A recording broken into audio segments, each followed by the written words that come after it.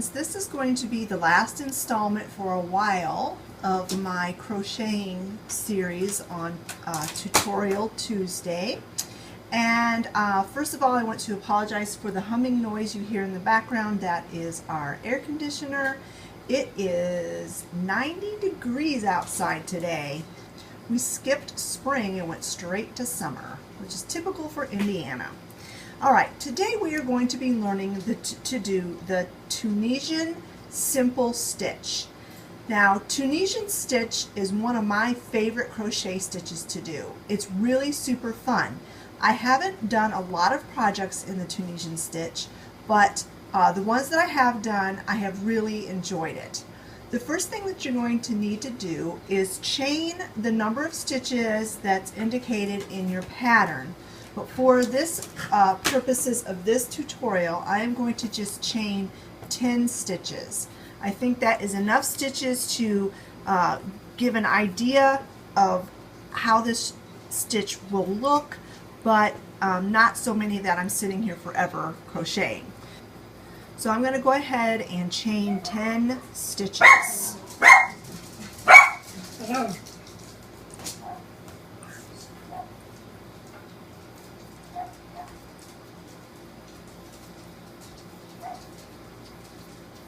And that's just like any other crochet stitch that you will do. You just chain it exactly the same way.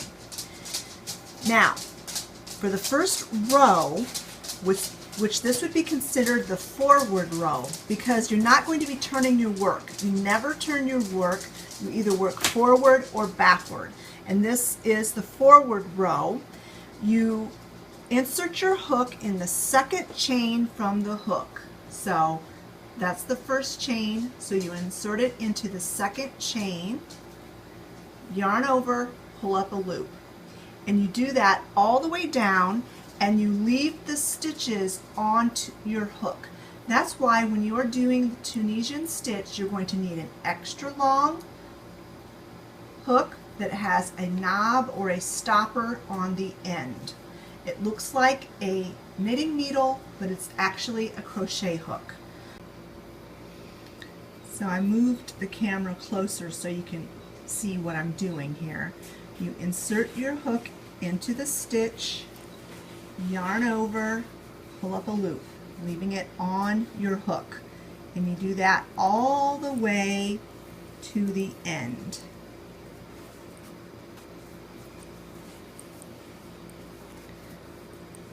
When I have all of these stitches done, I will bring you back.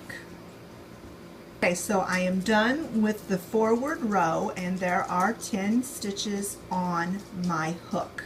Now for the return row, what you need to do to work the loops off of the hook, you yarn over, get my yarn here, you yarn over and you pull through the first loop.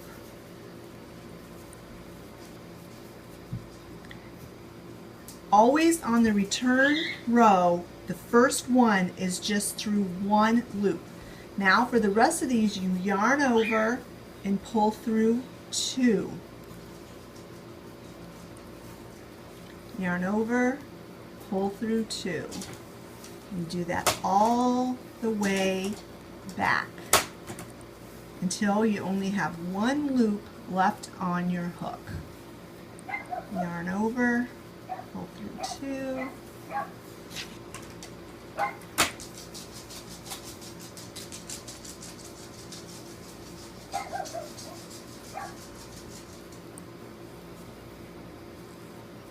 So now I have one loop left on my hook. Now for the next forward row, if you look at your work, you can see these vertical bars. And there are 10 of them. There should be 10 of them because we did 10 stitches. And here's the first one.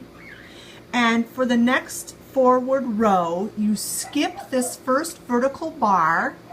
You insert your hook under the next vertical bar, yarn over, pull up a loop, and you leave it on your hook. You go under that vertical bar, yarn over, pull up a loop. and you work that same way all the way back. Under that vertical bar, yarn over,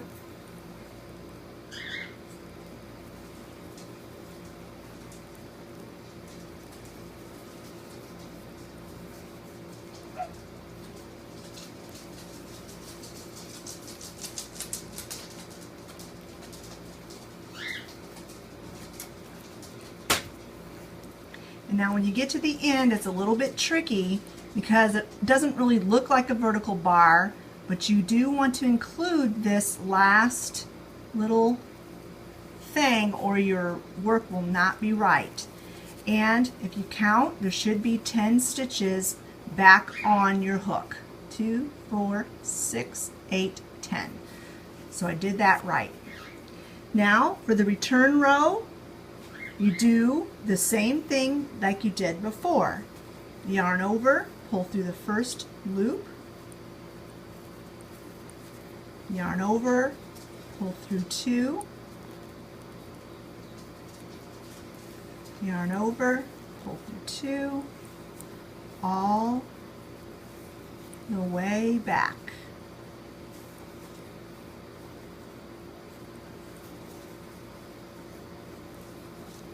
Until you only have one loop left on your hook. And as you can see, you are creating a piece of work that has these vertical bars. And then you just continue forward in your forward row the same exact way. You skip the first vertical bar, put your hook under, yarn over, pull up a loop. Put your hook under, yarn over,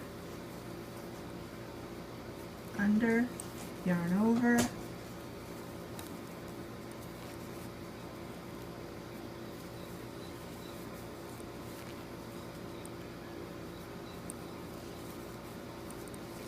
and there should be 10 stitches on my hook. 2, 4, 6, 8, 10.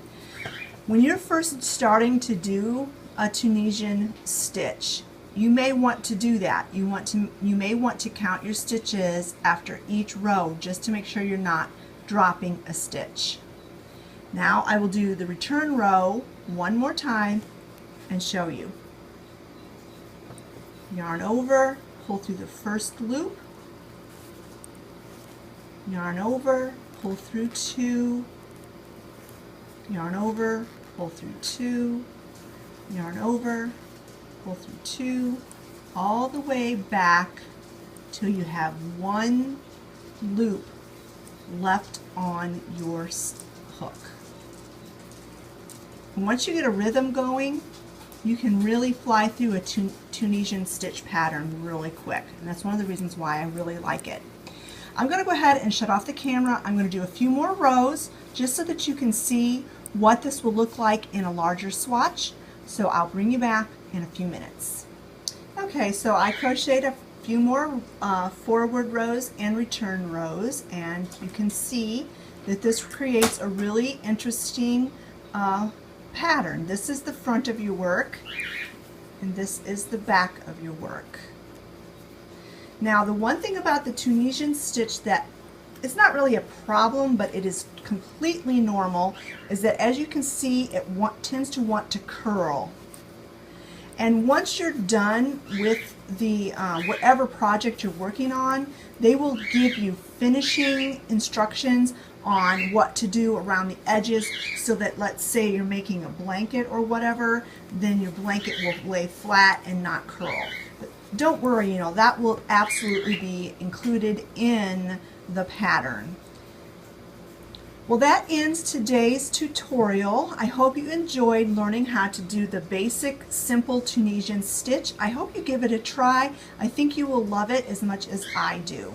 I am thinking that when I bring back the Tutorial Tuesday crochet lessons later, maybe late summer, early fall, of actually bringing you guys step by step through an actual crochet block that you can work on and then have a completed project when we're done. So if that sounds like something that you would like to do and sounds like something fun for you, just leave a comment in the comment section below or give this video a thumbs up. I already have an idea of what crochet pattern and crochet block that I would like to teach you. It's a matter of, I think the blocks are like 8 by 8 or 10 by 10 when they're done, and then you just make a bunch of them and sew them together to make an afghan. So that's what I'm thinking I would like to do next for Tutorial Tuesday. Thanks so much for watching, and I hope you enjoyed this video. We'll talk to you later, friends. Bye-bye.